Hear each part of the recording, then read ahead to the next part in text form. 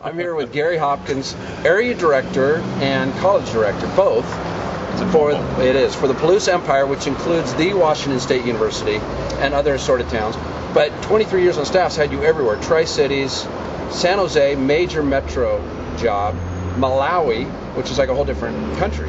Yes. And continent even. And then the mighty Palouse Empire. So how have you, we're asking our staff, how have you survived and thrived over the long haul? And a great question. Thank you. Yes. I'm not sure I've got any great bullet answer, but for me, as I think about it, I think knowing yourself well is a huge part of it. Knowing what you're good at, knowing your passion, what your weaknesses are, and being able to concentrate on all of those. Find people to cover your weaknesses. That's probably a huge one. Right. Knowing yourself well enough to say, no, I can't do that. And how have you gotten to know yourself and your gifting well? Or how did you?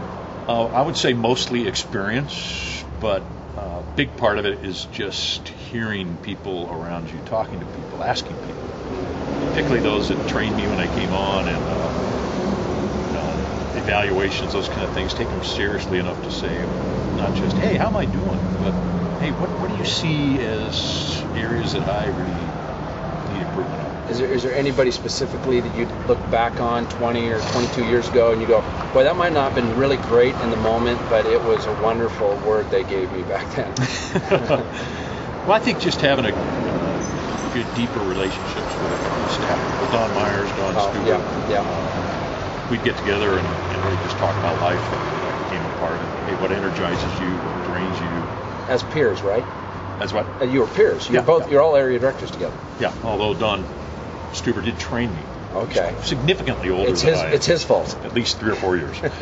But tied to that, I would say reaffirm your calling often. Because I think there's enough ups and downs in young life, and enough things that can throw you off. And if you're not sure of your call, you can get burned out or thrown out because you're really just, gee, I wonder if God really wants me here, because things aren't working out. Yeah. Calling doesn't equate to success or failure necessarily. It equates to, hey, I'm where God wants me to be, for good or bad. So know your gifting, and then reaffirm your calling regularly. Well, thanks for taking care of the kids in Pullman. Hey, there's a few of them that I care about here. So, I've heard that. Yeah, so I appreciate it. And thanks also for sharing with our staff. Hey, you bet.